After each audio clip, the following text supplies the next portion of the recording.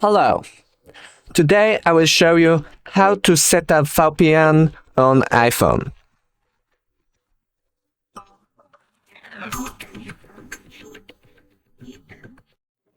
To start, click on the settings.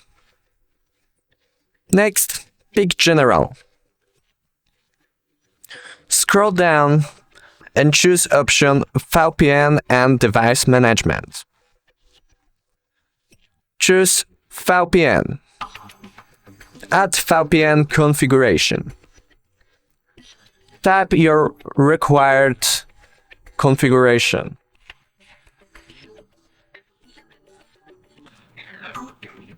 After that, scroll down to authentication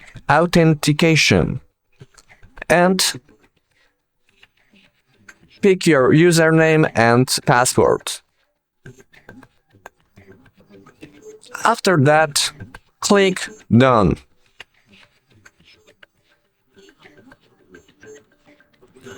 Thank you for watching.